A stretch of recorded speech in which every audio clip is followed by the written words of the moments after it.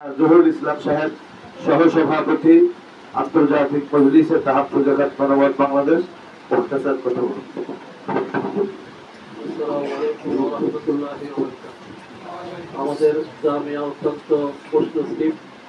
আমরা আমাদের সকলের আকাবের হুজ্জাতুল ইসলাম কাসেম নাহরতবি রহমতুল্লাহ আলাইহি এক নজর তাকান। বড় আশা ছিল হযরতকে তো আমরা দেখতে পারি নাই।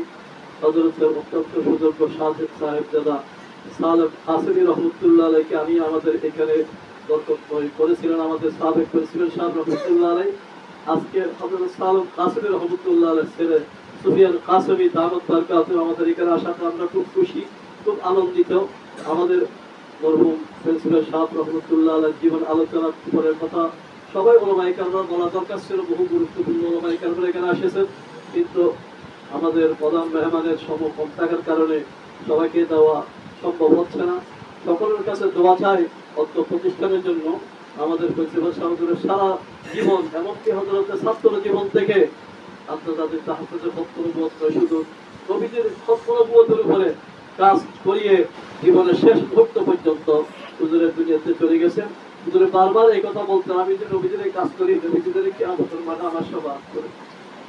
আমাদের গেটের মধ্যে একটা শেয়াল রাখা দেখবেন, নবীজি সাল্লাল্লাহু আলাইহি ওয়াসাল্লাম আশা হুজুরে করে গেছে, শেয়ালের মধ্যে আছে সেটা বাদ করে ও মুহসিন হামাদ। রাসূল সাল্লাল্লাহু আলাইহি ওয়াসাল্লাম আশা ব্যক্ত করছেন, আমরাও রাসূল সাল্লাল্লাহু আলাইহি ওয়াসাল্লামের সত্য-নবুয়ত আকীদা নিয়ে জীবনের শেষ মুহূর্ত পর্যন্ত কাজ করে যাবে ইনশাআল্লাহ তাআলা। আল্লাহ তাআলা যেন আমাদের সকলকে রাসূল সাল্লাল্লাহু আলাইহি ওয়াসাল্লাম আকীদায়ে সত্য-নবুয়ত জাহির করার জন্য, কাদিয়ানীদের মুসলিম ঘোষণা করার জন্য বাংলাদেশে সেই তৌফিক আল্লাহ তাআলা দান করেন। আমাদের মেহমান ওলামায়ে কেরাম যারা আছেন